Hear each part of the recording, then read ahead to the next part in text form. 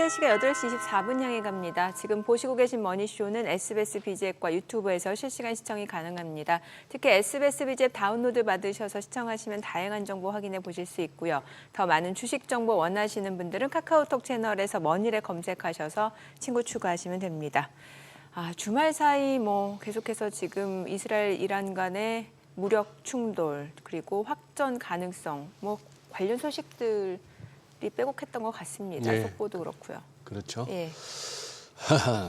이제 생각보다 이제 시장은 뉴스는 급박한 데 비해서 시장의 반응이 생각보다 이렇게 덜 혼란스럽네요. 네. 당장 이제 제일 그거 한 게 당일날 미국 증시의 낙폭도 그렇고 오히려 통상적으로 우리가 알기로는 그럴 때는 달러가 막 강해지고 네. 미국채 쪽으로 막 매수세가 몰리고 해야 되는데 그런 모습이 아니었거든요. 오히려 국채 수익률 올랐죠. 달러도 그렇죠. 오히려 약하죠. 또 토일 거치면서도 계속 이렇게 상호 공방이 이어졌는데 이스라엘은 토요일이 안식일이다 보니까 일요일날 장 열렸지 않습니까? 네. 오히려 이스라엘 시장 그 당시 반등했어요. 그러니까요. 네. 사우디도 그렇게 많이 빠지지도 않고 지금도 미국 지수물 흐름이 우리가 늘 보던 고흐름입니다. 그냥 고만고만한 고만한 상황. 봉합 수준. 시장은 또 우리가 생각하는 것보다는 빨리 또 빠르고 훨씬 더 한 수 더 내다보는 것 같아요. 네. 이게 일단 핵 프로그램 때문에 그런 거잖아요. 핵? 예, 핵 네. 때문이에요.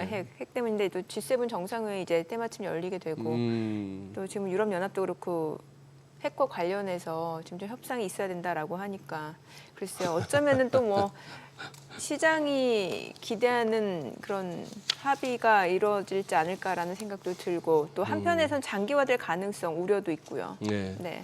어쨌거나 전쟁 소식이 들리는 데 비해서 세상이 너무 덤덤하네요. 근데 여전히 불확실하기 때문에 그래요. 온통 사실 일촉즉발 상황이에요 지금. 그리고 네. 지금 매체 여러 정식 언론 매체가 됐건 아니면 SNS가 됐건 진위 여부가 불확실한 내용들이 너무 많습니다. 그래서 진짜 지금은 서로가 불확실한 가운데에 그냥 이렇게 계속 추이를 보면서 대응할 수밖에 없는데 어쨌거나 시장은 참 생각보다는 탄탄합니다. 네, 저는 함께 해주실 분 모시겠습니다. 레그넘 투자자문의 이충광 대표님 함께합니다. 어서 오세요. 어서 오세요, 대표님. 예. 주말에 바쁘셨죠? 전쟁 얘기 계속 듣느라고. 그러니까요. 그죠? 이게 속보가 계속 나오니까. 예. 안 그래도 오늘 얘기는 그걸로 풀어나갈 수밖에 없는데 이 대표님이 준비하신 내용이 궁금해요. 정리하신 내용이. 일단 여러 가지 때리고 보복하고 글쎄, 지금 예. 참 이스라엘 분들은 참 잔인한 분들이구나 하는 걸 깨달았고요. 그 핵 농축 시설 위주로만 때릴 줄 알았는데 그 연구진, 박사, 아주 군사적으로 이런 분들 정밀 타격을 했다는 거지 않습니까? 네. 그러니까 다 불씨를 다 없애겠다는 거잖아요. 네. 아예. 근데 그게 이제 여러 미국, 사우디, 주변국, 특히 이스라엘 이제 이 이해관계가 딱 절묘하게 맞는 그리고 뉴스 중에 이제 미국에서 승인을 해줬냐 안 해줬냐 당연히 승인을 해줬겠죠. 그러니까 그렇죠. 되었지 않겠습니까? 예. 트럼프도 정치적으로도 그렇고 지금 네타냐후 총리도 무슨 위법 시위에 불법 무슨 네네. 거기에 막 휘말려 있고 그 내부적으로도 이렇게 지지율도 굉장히 떨어져 네. 있고 이런 것들이 맞물리면서 이제 돌파구를 한번 때리는 게 아닌가 싶은데 하여튼 그런 갑론을박에도 불구하고 이 이스라엘 이란 전쟁이 확전으로 갈 거냐 이게 가장 중요하지 그렇죠. 않습니까? 예. 저는 확전까지는 안 갈 거라고 보고 있고 왜 그러냐 하면 이 싸움이라는 게 거의 비슷했을 때 싸움이 나는 거거든요. 근데 이란이 지금 수년째 아주 강력한 제재를 받고 있기 때문에 내부적으로 경제가 굉장히 힘든 상황입니다.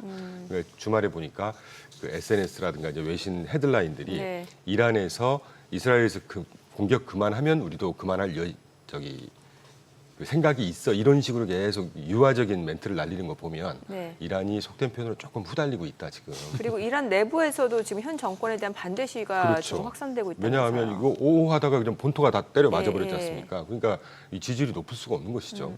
그러니까 네타냐후가 지난주에 또 정권까지 교체할 수 있다. 그러니까요. 예. 이런 것들이 그래서 저는 확정까지 안 갈 거라고 보고 이제 미국의 경제적 경기의 입장에서는 이제까지는 이 관세 우려감이라든가 소비자 심리 이따가 나오겠지만 소비 심리 어떤 위축 이런 것들 상품 가격 우려 상승 우려 이런 것들이 지난주까지 적어도 저도 준비를 했습니다만 CPI, PPI 5월 거 굉장히 예쁘게 아직 나오고 있단 말이죠. 예. 그중에 가장 중요한 이유가 유가 하락이었습니다. 사실. 그랬죠. 예, 우리가 연초에 한번 쭉 얘기를 하면서 그 스카페센트가 오벌 오피스에서 5가지 인터뷰하면서 10년물 금리 잡을 거고 유가 잡아서 인플레이션 잡을 거고 뭐 등등등 얘기할 때 그러니까 그런 시나리오로 가는데 만약에 이 확전이 돼 버려 가지고 지금 유가가 뭐 한 이틀 주간으로 기준으로 하자면 거의 한 뭐 13% 올랐단 말이죠. 지금. 네네. 이게 계속해서 저는 임계치를 한 75불에서 80불 정도로 보고 있는데 그게 넘어서 정말 JP모건이 예상한 것처럼 막 130불까지 간다. 이러면 이제 트럼프의 이 물가 안정, 유가 안정을 통해서 인플레이션을 잡는 이 시나리오가 굉장히 그 저항을 받게 되는 문제가 생기잖아요. 미국 트럼프조차도 그런 시나리오로 가게끔 주진 않을 거고 실제로 이 우리가 정치학 교과서의 패권의 싸움이라고 하는 건 기본적으로 힘이 본질인데 네. 힘의 본질은 두 가지라고 봅니다. 저는 군사력과 경제력이라고 보거든요. 근데 이번에 5함대, 7함대 여담이지만 미국의 11함대까지 중에 7함대가 그 위수 지역 지난주에도 우리 왜 알래스카에서 인도까지 위수 지역 담당하고 있는 이 7함대가 지구상에서 한 국가가 7함대하고 붙어서 이길 수 있는 국가가 없다고 할 정도로 굉장히 강한 네. 그 바로 다음으로 센 함대가 5함대거든요. 5함대가 바레인이 사령부입니다. 네. 근데 트럼프가 바로 명령 내렸죠. 저 바레인에서 호르무즈 해협으로 이동해. 아. 그 말은 이제 호르무즈 해협이 굉장히 중요한 곳이잖아요. 네. 뭐 여러 그 뉴스에서 나옵니다만 하루에 2천만 배럴 정도가 계속 그렇죠. 통과하고 예. 이 양이 전 세계 석유 그 운송량의 20%를 차지한다고 그러니까 이제 그거를 이란이 지금 전통적으로 호르무즈 해협을 기준으로 막았다 풀었다 이런 식으로 이제 레버리지를 삼고 있는데 그거 자체를 완전 차단하겠다는 얘기 아니겠습니까? 예. 그래서 뭐 최악의 경우까지는 안 갈 거다. 그래서 조금 가볍게 들리실지 모르겠지만 요 그 전쟁 이스라엘 이란 전쟁 때문에 흔들리는 단기적인 주가 하락 뭐 단기적으로 싸게 살 수 있는 기회 정도로 보시면 되지 않을까 생각을 하고 있습니다. 아까 이렇게 뭐 구보리 마켓에서 정리해서 소개는 했습니다만 미시간대 소비자 심리 지수도 훨씬 좋아지고 기대 인플레이션들도 낮아졌습니다만 요거는 이번 이 조사 기간이 이 중동 사태 발발 전이니까 바로 직전이죠. 바로 직전이었으니까 그럼 이제 또 다음 달께 또 또 이제 또 날추가 튀과해서 예, 그쪽 이제 소프트 데이터는 왔다 갔다 할 수가 있는 부분은 있다 하는 얘기죠. 방금 소장님 말씀해 주신데 살짝만 좀 네. 애접하자면 지지난주도 언급드렸지만 이 소프트 데이터가 그래서 예.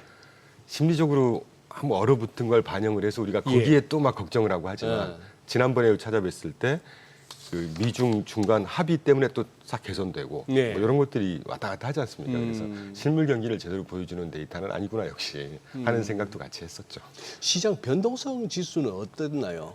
이번에는 확실히 올랐습니다. 지금 빅스 지수하고 제가 늘 소개해드리는 스큐 지수, 예. 블랙스완 지수라고 하죠. 아주 예. 그 시장의 테일 리스크를 반영하는 아주 향후 한 달 동안의 변동성을 잘 설명해주는 어허. 스큐 지수가 지금 그래프 보시는 대로 갑자기 푹 점프업을 했죠. 그래서 이 전쟁이라고 하는 건 사실 확전으로 가게 되면 절대 무시할 수 없는 파급 효과가 굉장히 많이 엮여 있지 않습니까? 예. 물가부터 뭐 정권부터 아주 많이 엮여 있기 때문에 뭐 그걸 그대로 반영하는 것 같습니다. 그런데 모르겠어요. 여기서부터는 썰인데 죄송하지만 예. 뭐 향후 한 2주 동안에 이 확전이 가지 않는다거나 네. 조금의 어떤 뭐 대탕트와 관련된 레토릭이 좀 왔다 갔다 한다거나 그러면 또 저 스큐 지수는 쑥 또 드라마틱하게 떨어질 수 있지 않을까 하는 생각을 하고 있습니다.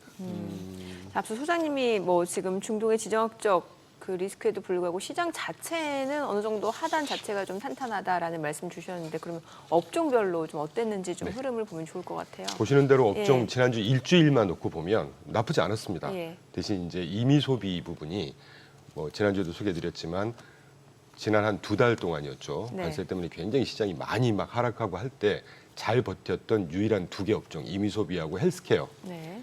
올랐다가 지금 임의 소비가 아직은 조금 좀 지지부진한 상황 그리고 헬스케어가 마이너스 그리고 이제 중소형이 제가 계속 추천드리고 있는 이제 여러 가지 업종 중에 중소형은 아직은 좀 뭐 중소형 자체가 속성 자체가 좀 변동성이 심하잖아요. 예. 요 세 개 업종 빼놓고는 빨강색을 보시면 되는데 빨강색이 지난 일주일 동안의 업종 상승률입니다.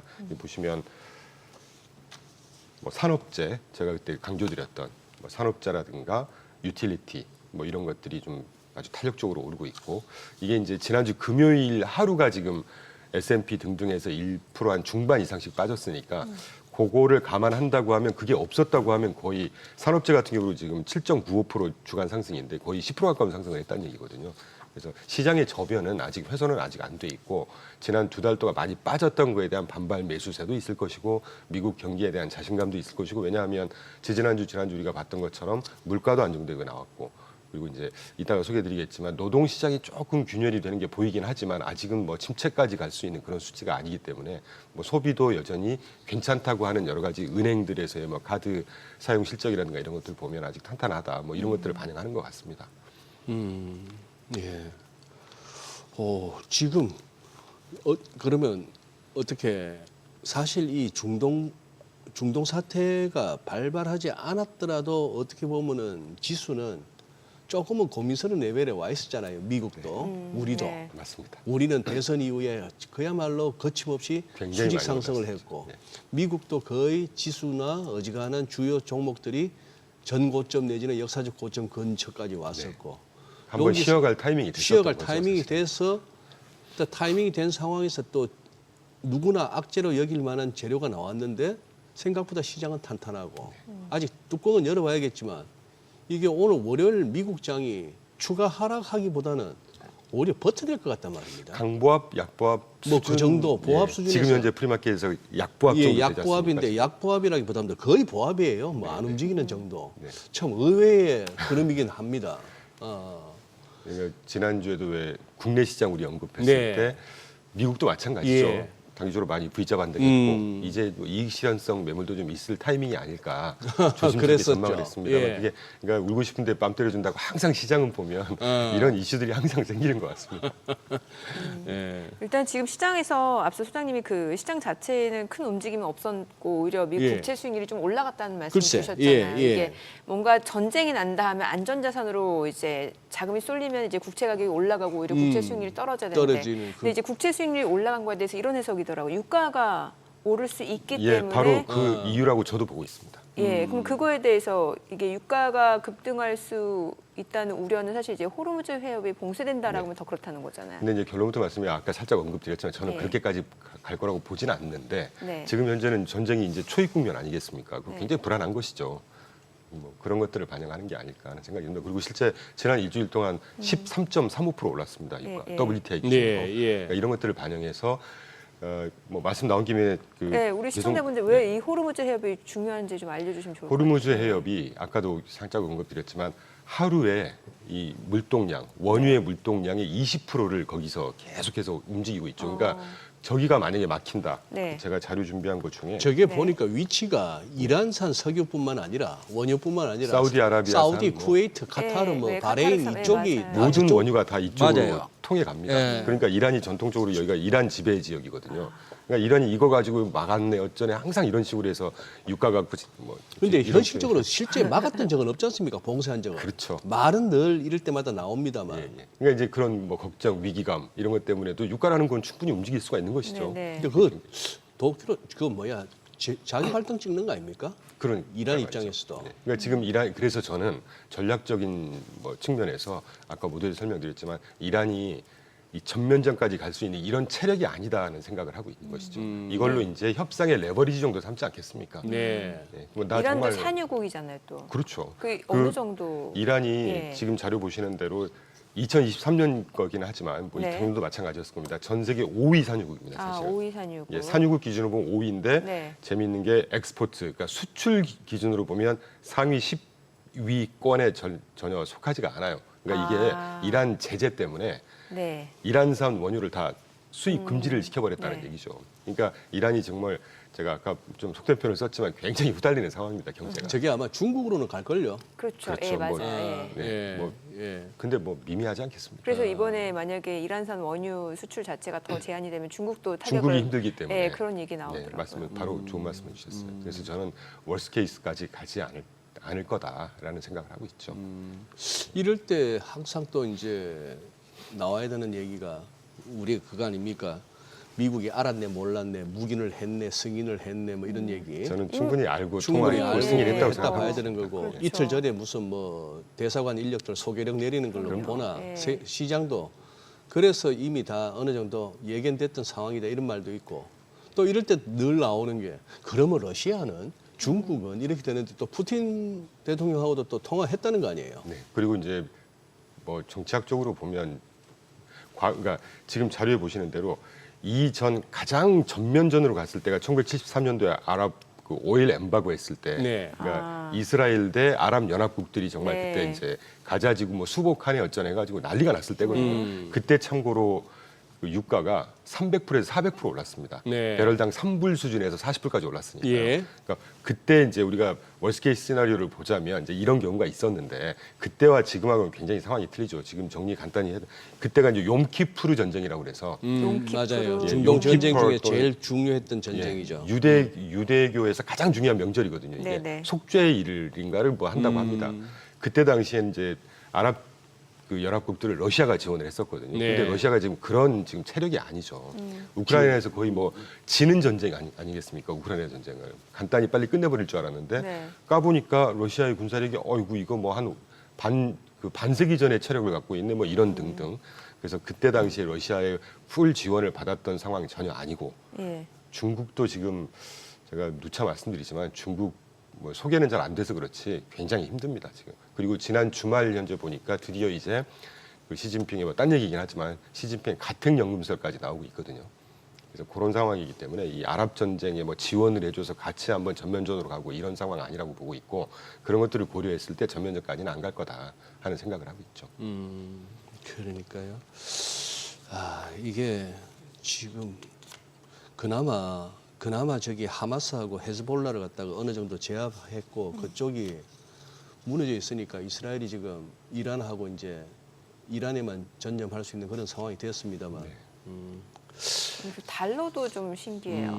사실 오프닝에서도 소장님이 그러셨잖아요. 네. 상황이 이러면 달러가 오히려 그러니까요. 좀 올라갈 법한데 또 그렇지도 않은 상황이고요. 이제 판이 예. 바뀐 것이죠. 그 트럼프 때문에 관세 이게 사실 문제는 관세입니다. 이게 지금 그러니까 사실은 저희가 해외 자산에 투자를 하고 있는 포트폴리오 네. 갖고 있잖아요. 국내 자산 안 갖고 있는데 예. 그러니까 연초 이후에 지금 4월 이후만 보더라도 많이 빠졌다가 V자 반등을 할 때 저희도 네. 상당히 회복을 많이 했습니다만 좀 아쉬운 게 그 기간 동안에 이제 달러 값이 떨어졌잖아요. 그러니까 이제 수익률이 조금 네. 훼손이 있겠죠. 네. 오른 만큼 달러 값이 떨어졌으니까. 근데 결국은 이게 이제 관세라고 하는 게 결국 이 본질이 우리도 수출하고 무역 수지 흑자를 내겠어. 이렇게 되면 이 트리피니의 딜레마가 깨져버리는 것이잖아요. 적자를 유지하면서 밖으로 나갔던 달러를 통해서 그 해외에서 벌어들인 달러를 통해서 그 해외국들이 무역 수지 흑자국들이 그걸 가지고 달러도 사고 미국 채권도 사고 이게 이제 트리피니의 딜레마였는데 네. 이 근본적인 반세기 동안 이어졌던 이 시스템이 이제 살짝 훼손이 가는 거 아니겠습니까? 그러니까 이제 미국 그걸 조금 확대 해석하면 미국 달러 표시 자산들에 대한 신뢰가 조금 깨져 있고 뭐 그렇게까지는 아니지만 단기적으로 이제 그런 것들이 영향이 좀 있는 것 같아요.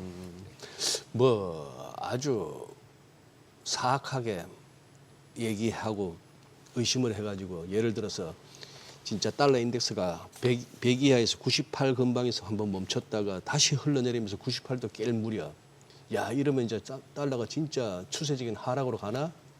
그 와중에 미국 국채까지 던지면 진짜 다시 또 30년물 5% 넘나? 그런 이런 것도- 상황에서 이런 사태가 터지면은 달러는 반등하고 국채 수익률도 다시 내려올 것이다라는 것을 기획했다는 것은 너무 사악한 얘기고 그걸 혹시나 기대할 수는 있었는지는 모르겠는데 결과는 그다지 폭발적이진 않다는 얘기예요. 그러다 보니까 지금 월가에서 전략가들, 분석가들 중에 왜 이렇게 외환시장이나 국채시장이 중동발 이슈에도 불구하고 잠잠할까를 가지고 시장은 오히려 근본적인 문제를 보고 있다. 미국의 어떤 재정적인 문제 그리고 자꾸 이제 전 세계적으로 탈달러화 현상이 계속되는 그걸 갖다가 무슨 중동 이슈로 그걸 돌려 세우기는 역부족이다. 뭐 이런 분석도 나오는데 저도 근본적으로 그래서 상당히 그런 공감이 가요. 네, 생각을 하고 있습니다만 이제 US 달러가 그 자료는 있습니다. 뱅크 오브 아메리카가 지난 6월 11일 날 네. US 달러가 약세가 될 수밖에 없는 본인들의 생각을 몇 가지 한 6가지 쭉 해서 재밌어서 제가 정리를 네. 해갖고 왔는데 뭐 관세 불확실성 다 아는 얘기고 경제 어려움 지속 이건 동의할 수 없고 경상주의 적자 언급해 주신 대로 이것도 제가 동의할 예. 수 없고 재정 불확실성 요거 하나 하고 트럼프의 약세 편향이라는 얘기니까 이게 약세 지금 이제 좋아한다. 네. 예. 그 말은 수출 우리도 할 예. 거야. 뭐 이거 아니겠습니까? 예. 수출이 잘 되려면 달러가 약세가 돼야 되는 거니까.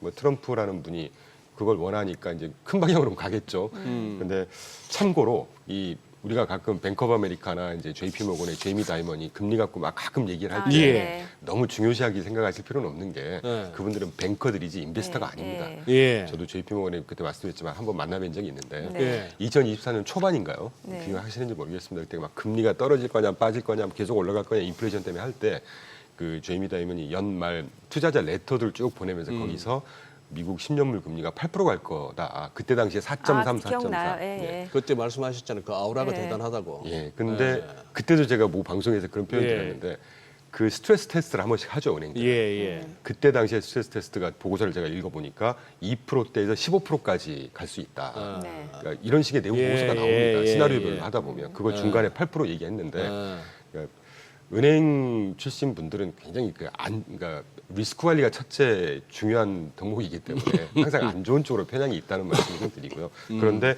그 옆에 제가 보여드렸던 8페이지의 그래프를 보시면 네. 초록색이 US 달러 DXY 흐름인데 네.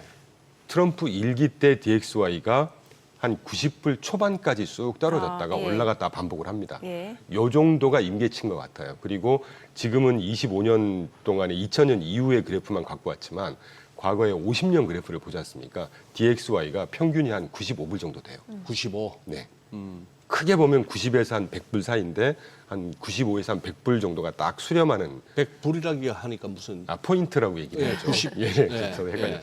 DXY가. 그러니까 지금 98불, 97불에서 왔다 갔다 하지 않습니까? 네. 저는 내부 뭐 저희 하우스뷰는 뭐 맞출 수 있을지 모르겠지만 한 95포인트 정도가 DXY 달러 인덱스가 임계치가 아닐까 하는 생각이 듭니다. 그래서 자, 그걸 지금, 또 원 그래, 달러하고 맞아요. 치환을 하면 원화도 그래서 1,350원 정도 그때 제가 1350. 말씀드린 이유가 하단은 그 정도로 보시는 네, 거네요. 네. 저기 2000년대 초반 한 2002년부터 저 그래프의 가운데 부분입니다만 한 2002년대부터가 아들 부시 그 뭐 입으로는 위원 스트롱 달러 하면서 그때부터 달러는 계속 금융이 오기 전까지 달러 약세가 된 그 시절에 저기 크루드 오일 저게 어떻게 보면 또 우리 저 뭡니까 원자재 지수라고도 볼 수 있는 저게 완전히 역상관관계를 보여가지고 학교에서나 현업에서나 달러하고 원자재 가격은 역의 상관관계야 이렇게 배우고 전망하고 했던 그게 어느 정도 그렇게 오다가 최근 오른쪽 부분 보시면 저것도 무너졌어요. 네. 그러니 이제 무슨 시장에 공식이라 할 만한 게 없어지는 분위기예요. 지정학적으로도 마찬가지고 네. 지정학적인 게 또 정치 영향을 미칠 거고 정치가 또 네. 경제에 영향을 미칠 그러니까. 것이고 그러니까 굉장히 그 전 세계가 예. 과거 반세기 동안에 우리가 익숙해졌던 네. 지난번 소장님 굉장히 좋은 말씀 해주셨잖아요. 지난 50년 우리가 독일 발제 삼국 저기 배치 얘기 아, 예, 말씀해 예. 주시면서 그러니까 이제 그 동안의 지정학적인 어떤 딱 짜여졌던 시스템이 이제 균열이 있는 중입니다, 사실은. 전후 체제가 이제 완전 2차 대전 이후의 체제가 무너지고 있는 거죠. 그걸 시작한 균열이 왔죠. 예, 예. 예. 그리고 이제 거기에 가장 중요한 저희가 보고 있는 건 미국이 이제 전 세계 경찰 역할을 내서 살짝 발을 빼는 이런 국면. 그러니까 뭐 2010년도로 기억합니다. 그 조지 프리드만이라고 하는 국제 정치학계 살아있는 노스트라다무스라고 예. 불리는 그분이 100년 후라는 책에서 빨강색 표지에 100년 제가 후. 아주 재밌게 읽었는데 어, 다 각설 빼고 향후에 이 세 가지 흐름에 대해서 전망을 딱 했는데 예. 향후의 전쟁은 드론 위주의 전쟁이 될 거다. 그렇기 때문에 전면전으로 가는 전쟁보다는 예. 이제 국지전이 발발을 할 거다. 예. 미국이 발을 빼기 때문에 지금 저는 사실 그 책에서 굉장히 그 인사이트를 많이 얻었거든요. 그리고 이제 세 번째는 제가 동의할 수 없는 우주전이 될 거다인데 그건 제가 동의할 수가 없지만 무슨 전요? 우주전. 우주전? 아, 스타워즈를 얘기했는데 그걸 저는 동의할 수 없고 하여튼 제가 참 예. 중동 지역 전쟁에서 이렇게 또 음. 네, 웃을 수 있는 포인트가 있다는 게 참 아 아이러니하네요. 근데 네. 어쨌거나 참 정치인들의 말은 진짜 잘 새겨 들어야 되는 게 러시아 우크라이나 즉각 휴전해야 된다 하면서 트럼프 대통령이 내세웠던 논리는 왜 사람이 죽어나가잖아 이랬잖아요. 네네. 사람이 죽어나가니까 전쟁이라는 것은 즉각 멈춰야 돼. 예. 근데 자기가 취임하면은 24시간 만에 휴전될 거다. 그 약속 못 지켰고 실행도 못 했고 네. 만만치 않은 와중에 네. 그러면 트럼프는 사람이 죽으면 안 되기 때문에 전쟁 나면 안 된다 했는데 이스라엘하고 이번에 이란이 부딪히니까 그러게요. 가끔씩은 이렇게 때로는 싸워서 풀어야 된다 이러니까 이 말 다르고 저 말 다르고 네, 상황에 따라서 그러니까 말이 그것도 아까 국제 정치의 본질의 힘 네. 두 가지 경제력, 군사력. 네. 이제까지 경제적인 문제를 가지고 이란을 계속 제재를 했었잖아요. 네, 네. 그런데도 불구하고 핵 우라늄 농축도를 지금 계속 3.67 농축도까지 그러니까요. 합의를 네. 한다고 했는데 그건 사실은 이란 입장에서도 억울할 거예요. 참고로 말씀드리지만 제가 우라늄 투자를 하고 있기 때문에 네. 천연 우라늄이 0.7 정도의 농축도가 있다고 그럽니다. 네. 예. 20%까지 농축을 할 때가 이제 원자로 가지고 전기 쓰고 뭐 이런 식으로 한다는 20%까지. 네. 근데 이게 쭉 올라가서 80%, 90%가 되면 이제 그때부터는 핵 분열이 거침없기 때문에 이건 네. 이제 군사력으로 핵 무기화가 할 수 네. 있다는 거예요. 그런데 사실 근데 지금 애초에 말씀하신 3.67% 까지 하기로 합의를 그게 했었는데 오바마 때의 그 합의 내용 네, 아닙니까? 네, 네. 그런데 지금 제가 기사에서 잠깐 봤는데 뭐 이렇게 확인되지 않은 소스에 의하면 80%까지인가 지금 농축을 하는 우라늄. 이란에서 농축을 했다는 게 사실 나온다고 합니다. 예. 네. 그러니까 이게 미국 입장에서도 다른 거 다 오케이. 그런데 전략 자산, 원유와 핵무기는 방관할 수 없는 문제죠. 그래서 저는 승인해줬을 거라고 보고 있습니다. 그렇죠. 그러니까요. 예. 예.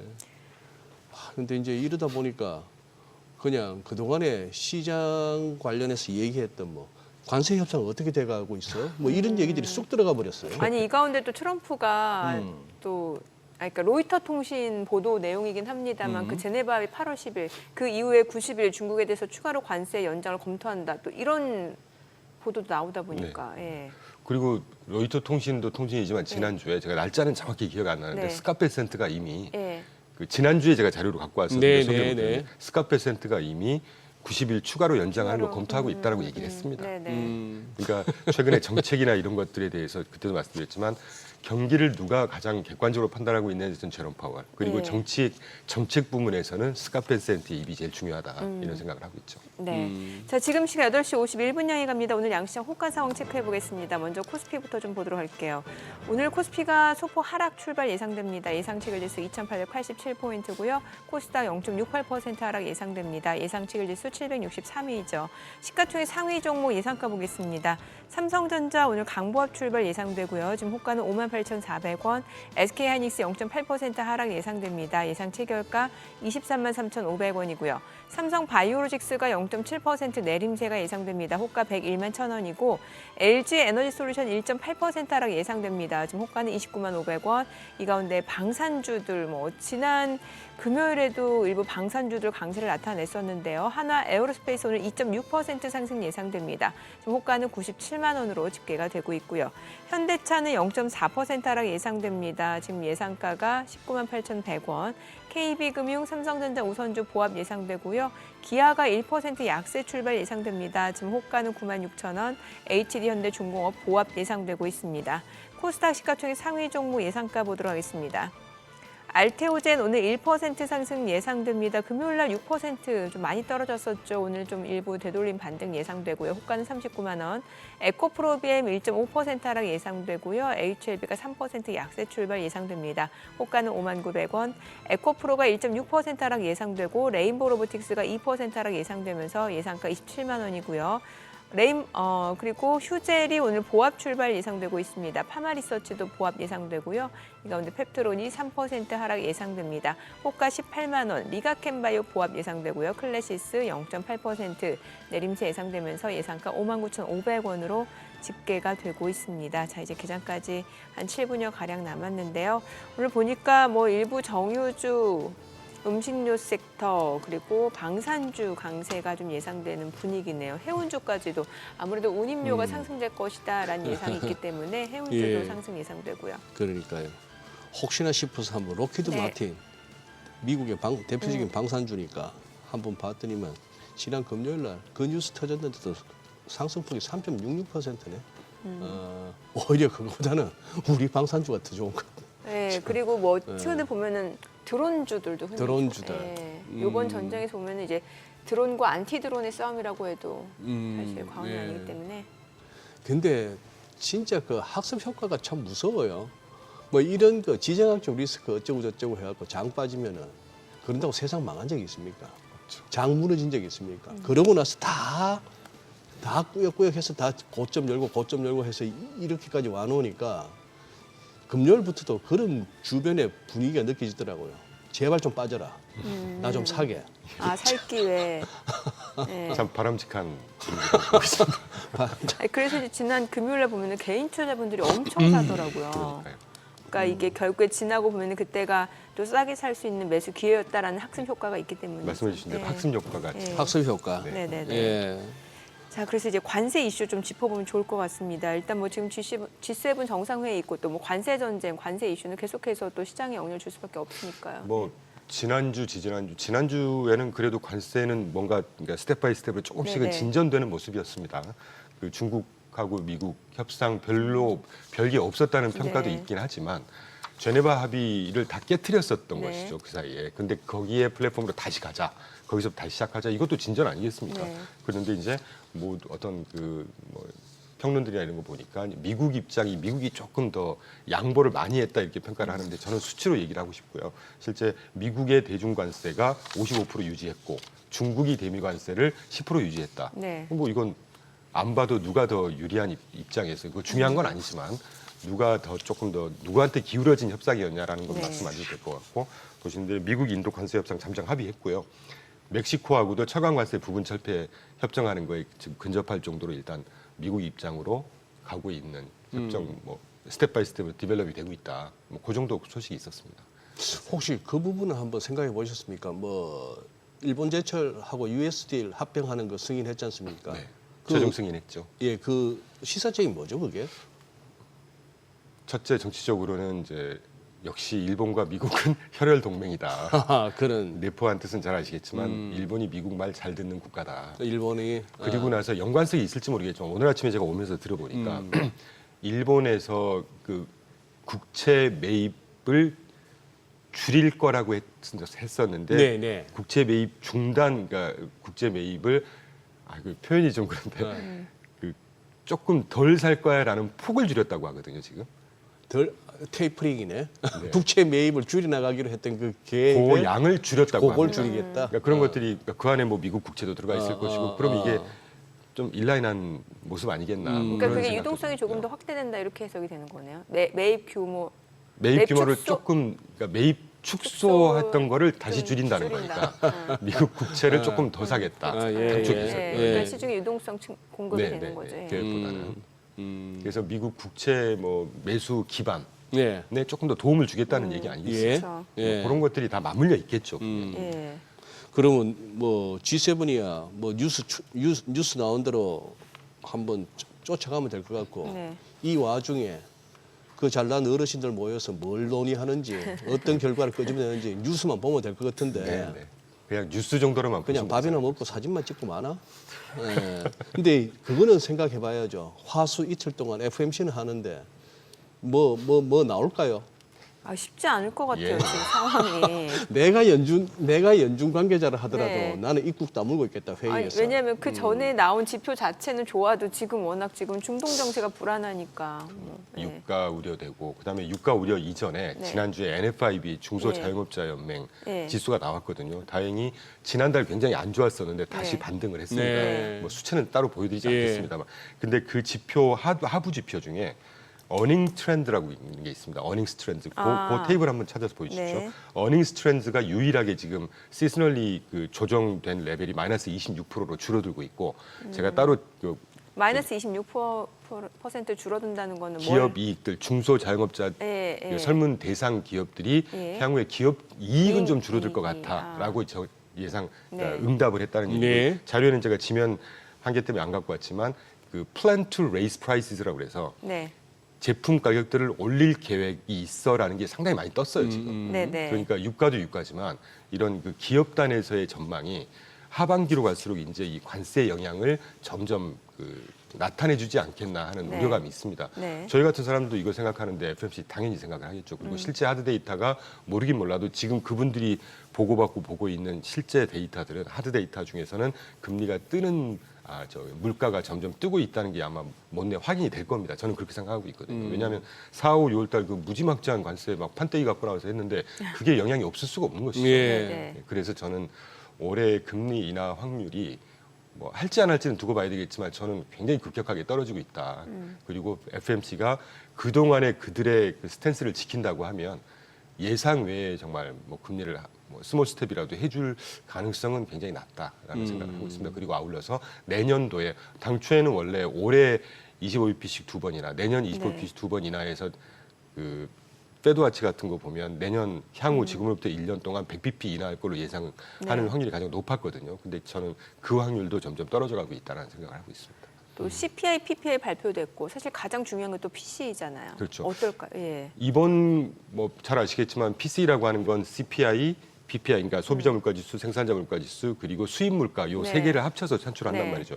지금 보시는 대로 시장 컨센서스가 미디엄 포커스트 그러니까 컨센서스가 헤드라인이 먼스온먼스로 0.1%, 코어 핵심 PC도 0.14%, 이 정도면 굉장히 좋은 겁니다. 네. 뭐 지금까지는 CPI, PPI 굉장히 괜찮게 나왔으니까요. 근데 문제는 이제부터가 문제겠죠.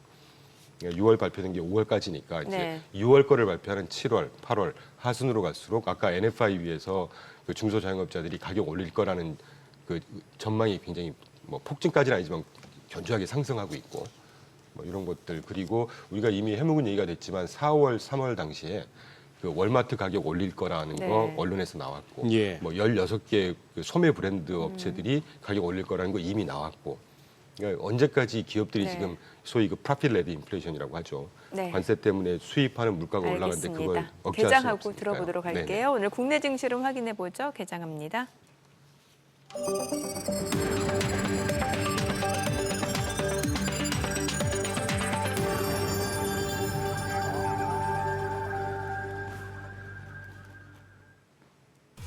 네, 6월 16일 월요일 국내 증시 개장했습니다. 지난주 금요일에 이제 이스라엘이 이란에 대한 선제 공격 소식이 나오면서 금융시장이 굉장히 출렁이는 모습이었습니다. 특히 코스닥이 많이 떨어졌습니다만 일단은 뭐 전반적으로 글로벌 증시 자체에 주는 충격은 그렇게 크지는 않았던 것 같고요. 다만 이제 유가와 관련해서는 좀 급등 우려가 있다라는 부분, 뭐 여러 가지 불확실성이 여전히 많다라는 점에서는 시장 방향 예측은 쉽지 않을 수도 있겠습니다만 또 한편으로는 지나고 보면 저가 매수 기회일 수도 있다라는 시각도 많죠. 오늘 양시장 출발 지수 보겠습니다. 코스피가 0.3% 올라갑니다. 2,901포인트, 다시 2,900선 회복이 됐고요. 코스닥은 0.3% 떨어집니다. 766포인트죠. 시가총액 상위 종목 시초가 보겠습니다. 삼성전자가 0.7% 하락합니다. 지금 57,900원이고요. SK하이닉스는 1.9%까지 올라갑니다. 지금 24만 원 선이고요. 삼성 바이오로직스가 약보합이고 LG 에너지솔루션이 1% 떨어집니다. 29만 2,500원. 한화 에어로스페이스가 0.7% 올라갑니다. 95만 2천 원이고요. 현대차가 0.5% 하락합니다. 지금 19만 8,300원, KB금융은 1.4% 올라가고요. 삼성전자 우선주 보합권이고 기아가 0.9% 하락합니다. 9만 6,300원. 그리고 HD 현대중공업은 0.7% 올라갑니다. 43만 500원에 거래되고 있습니다. 코스닥 시가총액 상위 종목 시초가도 보겠습니다. 알테오젠 지난 금요일 날 6% 떨어졌고 오늘 지금 하루 만에 4% 급 반등을 보여주고 있습니다. 40만 3,500원이고요. 에코프로비엠 0.9% 하락하고요. HLB도 1.7% 약세로 5만 1,800원, 에코프로 0.8% 하락이고요. 레인보로보틱스가 0.7% 내림세로 27만 5천 원에 거래되고 있고요. 휴젤이 3% 강세를 보여줍니다. 지금 36만 7천 원까지 올라가고요. 파마 리서치도 2% 강세입니다. 44만 4천 원. 펩트론도 1.4% 올라갑니다. 18만 8,700원. 리가캠바이오도 1.7% 오름세로 11만 900원이고요. 클래시스는 1% 하락 흐름 이어집니다. 오늘 전반적으로 뭐 제약바이오주 강세 흐름이 좀 이어지고 있는 상황이에요. 지금 보시게 되면 시장에서 또 특징을 보여주고 있는 섹터 종목들 좀 체크해 보겠습니다. 오늘 네이버가 강세거든요. 지금 네이버가 4% 강세입니다. 20만 9천 원 선이고요. 카카오도 1% 올라갑니다. 오늘 네이버, 카카오가 강세를 보여주고 있는 상황이고 지금 이제 아무래도 유가 급등 우려가 있다 보니까 이제 LPG 관련주, 뭐 도시가스 이런 쪽, 셰일가스 쪽 움직임이 좋습니다. 흥부석유가 22% 급등합니다. 19,600원 선을 넘어서고 있고요. 중앙에너비스도 16% 강세입니다. 25,450원. 극동유화도 5% 강세고요. S오일 0.3% 올라가고 SK가스가 5% 강세 23만 3천 원에 거래되고 있습니다. 대성산업도 2% 강세를 보여주고 있는 상황이고요. 그밖에 이제 뭐 셰일가스 쪽에서는 한국가스공사, 포스코인터내셔널 이런 쪽 움직임, 또 한국전력도 0.9% 올라가고요. 오늘 LPG 관련주 흐름이 좋습니다. 자, 해운주들 볼게요. 지금 흥하해운이 4% 강세입니다. 2,300원 선이고 HMM도 3% 상승 24,950원. 그밖에 지금 대한해운 0.6% 올라가고요. 흥하해운 4% 강세고 오늘 해운주들 움직임이 좀 좋습니다. 수급 상황 좀 체크해 보도록 하겠습니다. 오늘 유가증권 시장에서는 지금 현재 개인 투자자가 290억 원 매수 우이고요. 기관도 259억 원 순매수, 이 가운데 외국인은 542억 원 매도 우입니다. 코스닥에서도 기관은 111억 원 순매수고요. 개인과 외국인은 각각 67억 원, 48억 원 매도 우이 나타내고 있습니다. 환율 체크해 보도록 하겠습니다. 달러 환율입니다. 달러 인덱스는 98 수준인데 오늘 달러 환율 이런 60전 하락하면서 1,368원에 개장이 됐습니다. 일단 뭐 시장 자체는 오늘 좀 반등을 보여주고 있는 상황이고 네. 지금 환율도 오히려 좀 떨어지고 있는 상황이네요. 예. 지수 오르고 원화 환율 떨어지고 네. 그러면 뭐 별일 없다는 거죠. 시장은 그렇게 금요일 날 야간 선물 한 0.3%대였는데 그거보다 이제 또 좀 더 강하고 외국인은 그거 하는데 예. 참. 지금 저기 뭡니까 이 대표님 일각에서 그동안에 왜 우리 시장 강하게 올라왔잖아요. 지수가 막 그리고 많이 올라왔는데 여기에 대해서 외국인이 한국 시장을 갖다가 좋게 보고 막 샀다기보다도 그것도 없지 않았겠지만 일부 공매도 세력들이 어떠거라 하면서 이러다 보니까 여기까지 왔다는 분석도 있는데 어떻게 말이 된다고 보세요? 뭐 일부 있었겠지만 일부 있었겠지만 그 정도 가지고 주가가 이렇게 탄력적으로 오를까 하는 생각이 듭니다. 제가 예. 그래요. 근데 이제 분명한 거는 네. 욕을 먹을 수 있겠지만 네. 펀더멘털 개선이 뒷받침되면서 올라가는 시장은 아니었던 것 같아요. 그러니까 신정권 기대감 그리고 기대감. 지난 2년 내내 굉장히 눌려 있었죠. 네. 그런 것들이 좀 분출을 하고 환율이 예. 이제 미국발 예. 그러니까 달러 약세 요인 그러면 이제 원화는 강세 요인 아니겠습니까? 예. 이제 외국인들 늘 말씀드리지만 뭐 이렇게 환율에서 먹고 주가에서 먹고 뭐 이런 것들이 이제 믹스가 되면서 좀 올라가는 시장이지 않을까. 그래서 뭐 죄송한 말씀이지만 저는 하반기에 국내 시장이 계속해서 이런 탄력적인 상승세를 보일까 하는 거는 펀더멘털 입각에서 보면 조금 그렇게 좀 그래요. 예. 아니, 또 지금 중동 이슈 때문에 묻혔는데 지금 현재 LA 상황은 어때요? 뭐 참 저 예. 그 LA가 대표적으로 이게 랩투행이죠. 예, 예. 예.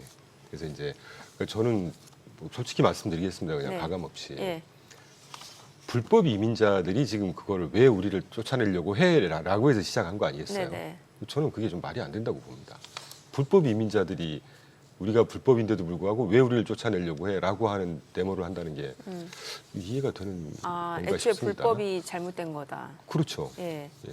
그래서 근데 이제 문제는 이거 하니까 전역에서 지금 이제 불만 있는 사람들이 네네네. 해서 뭐 언론에서는 전역까지는 아니지만 하여튼 전역에서 산발적으로 시위가 있다는 얘기인데 근데 제가 뭐 왜 이걸 사망자도 나오고 막. 여쭤보냐면 네. 이게 사실은 이제 대부분의 그 불법 이민자들이 종사하는 직종 자체가 서비스 직종이잖아요. 네네. 그래서 이게 뭔가 좀 임금 그들이 없게 되면 이제 임금 인상으로 이어질 수 있다라는 우려도 있어서 이제 미국의 고용 시장하고 어떤 영향이 있는지도 좀 봐야 될 것 같거든요. 그렇죠. 예. 그래서 지난번 노동 고용국 예. 보고서 나왔을 때 네. 딱 하나 징후가 있었습니다. 네네. 노동 참여율이 62.6%에서 예. 62.4%로 떨어졌어요. 아, 그런데 실업률은 변함이 없었단 예, 말이죠. 예. 그리고 다른 뭐 non-farm payroll, 비농업 신규 일자리 괜찮았지 않습니까? 네네. 그러니까 그 정도가 큰 영향은 없다. 저는 사실 그렇게 해석을 했었거든요. 네네.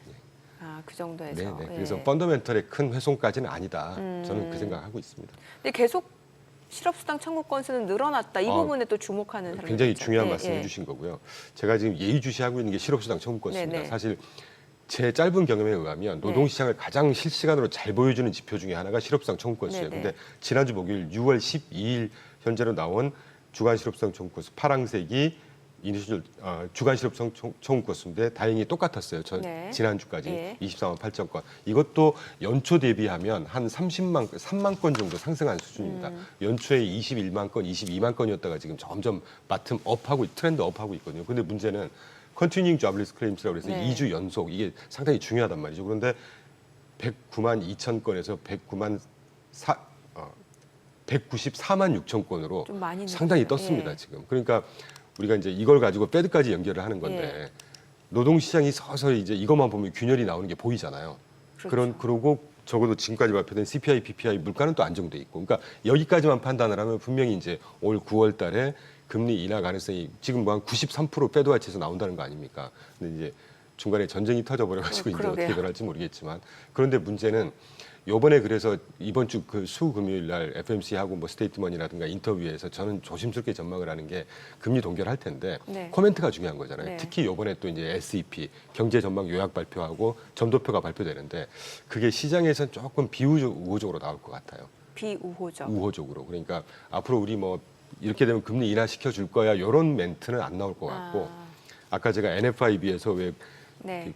가격 올릴 거라는 뭐 그런 서베이 지표라든가 예, 예. 그리고 지금 보시는 그 서비스 물가하고 상품 물가를 제가 굳이 구분을 해갖고 네. 왔습니다. 지금 21페이지 한번 왼쪽 그래프를 띄워주시면 좋겠는데 서비스 물가는 계속 떨어지고 있는 트렌드가 바뀌진 않았지만 상품 물가가 지금 바텀업해서 올라가고 있어요. 지금. 파란색. 네, 파란색하고 뭐 진곤색이라고 할 수가 예, 있겠네요. 예. 상품 물가라고 하는 건 이제 수입 상품 물가 이런 것들이 반영될 거 아니겠습니까? 그럼 이게 이제 시차를 두고 그러니까 생산자 물가 지수가 소비자 물가 지수에 시차적으로 영향을 미치는 것처럼 서비스 물가에 영향을 미칠 거란 말이죠. 그러니까 이런 것들을 이제 주안점을 두지 않을까 하는 생각이 들어요. FMC에서 물론 뭐 썰이긴 합니다만 에도 불구하고 정치적으로 좀 이제 파월이 또 정치적인 스탠스로 살짝 뭐 좋은 내용을 얘기를 해줄진 모르겠지만 적어도 그 동안에 2, 3년 전부터의 지금 FMC 네. 스탠스를 보면 물가 우려가 지금 잠잠할 수 없고 늘 얘기했던 것처럼 어떻게 영향을 미칠지 모르기 때문에 지켜볼 거야. 뭐 그 정도의 멘트가 나오지 않을까 싶습니다. 그리고 이제 가장 중요한 건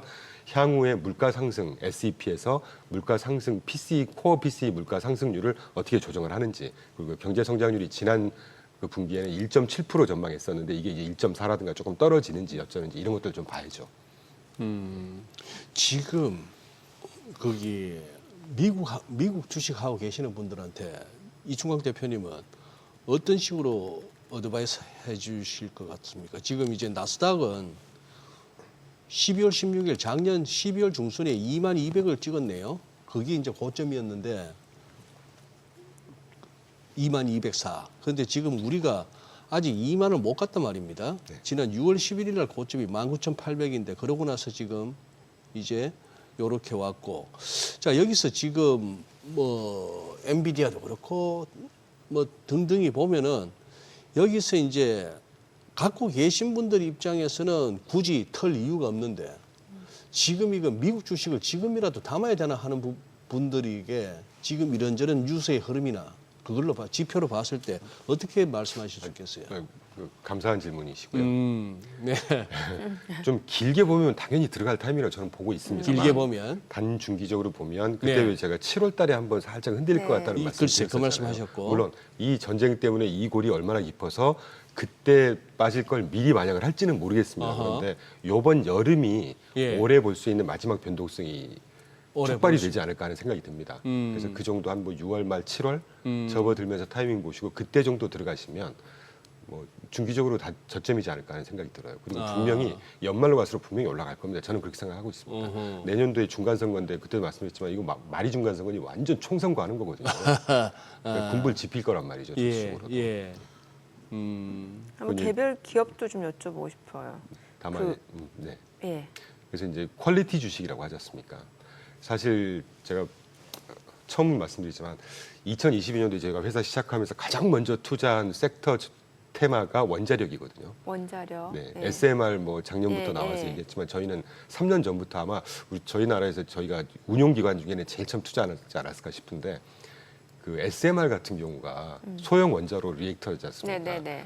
그걸 추종하는 ETF를 보면 거기 안에 들어가 있는 중소형 회사들, SMR 관련 중소형 회사들이 기대감으로 굉장히 많이 올랐어요. 근데 실제 재무 상황을 보면 거의 마이너스 막 이런 식입니다. 예.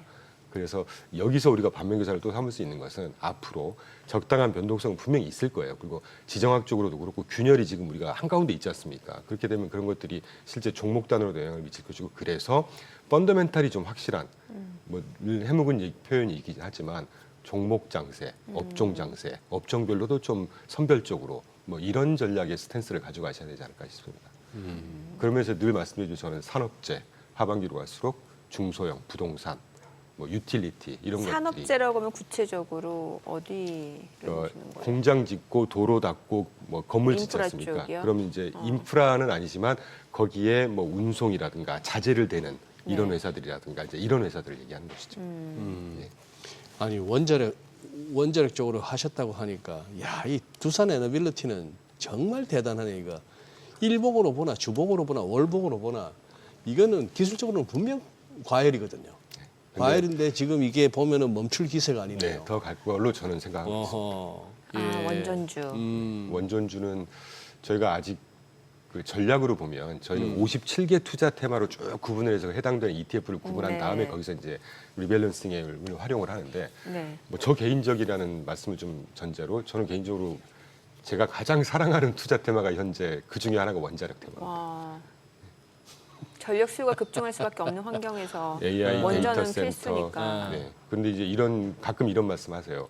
원전, 우라늄 이러면 무슨 2011년도에 후쿠시마 원전 터지고 얼마나 피해가 큰데 원전은 무슨 원전이야 이런 생각을 아직도 하시는 분이 가끔 계신데 같은 1테라바이트 같은 전력을 생산할 때 탄소 배출량이 가장 낮은 게 그렇죠. 원자력이고 그동안에 누적적으로 후쿠시마 원전 때 사망하신 분들 포함해서 가장 사망률이 낮은 게 원전이고 그리고 비용 대비 코스트 베니핏이 가장 높은 게 원전이고 이렇습니다.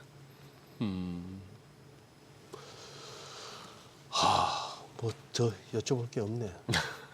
아니 또 근데 오라클 뭐 자료 아. 준비하신 거 있으시니까 요거 좀 말씀 주세요. 두 가지만 갖다 예, 주시면 예. 오라클 실적 굉장히 잘 네, 나왔죠. 맞아요. 예. 오라클도 오라클이지만 여기서 중요한 건 AI 투자세, 성장세는 네, 여전하다는 네. 겁니다. 네.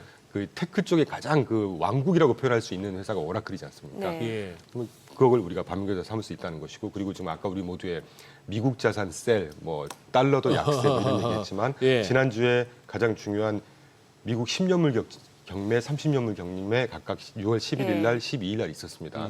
10년물 가장 중요하죠. 외국인 투자 비중, 인다이렉트 비더 비중이 70.6%였어요. 그러니까 굉장히 높다고 할 때 60% 후반대 나오는데 외국인들 투자 비중이 70.6%라는 얘기니까 셀 아메리카는 아니라고 저는 보고 있죠. 지난주 금요일 날 저 강정수 박사님 나오셔가지고 AI는 뭐 야구로 치면 뭐 2회나 3회다 하셨는데 맞더라고요. 그 재미나이 그 카메라에 비춰가지고 물어보는데 저야 그렇다 치더라도 재미나이가 이정민 앵커를 몰라봐요. 누군지를 모르더라고. 아직 2회나 3회에 불과하네. 축적돼야 될 데이터도 많고. 아니 그 굴욕적인 사건을 지금 다시 한번 말씀하시는 이유가 뭐예요? 그 저희가 뭡니까? 그러니까. 이제까지는 AI가 조금 특수 목적에 좀 스페셜라이즈드 된 분야에 붐을 일었었다면 이게 이제 범용화되고 제너럴라이즈가 될수록 네. 제가 해묵은 얘기입니다만 이 AI 챗GPT 나오면서부터 인공지능 뭐 생성형 AI가 경제 전반에 우리 생활에 얼마나 큰 영향을 긍정적으로 미칠지는 한번 지켜봐도 된다 하는 생각을 여전히 하고 있습니다. 저는. 네. 오늘 내용 여기까지 듣겠습니다. 잘 들었습니다. 고맙습니다. 고맙습니다. 감사합니다. 네, 오늘 들으신 내용과 관련해서 더 다양한 정보 원하시는 분들 또 증시 전망 리포트 궁금하신 분들은 카카오톡 채널 머니랩 검색하셔서 친구 추가하시기 바랍니다.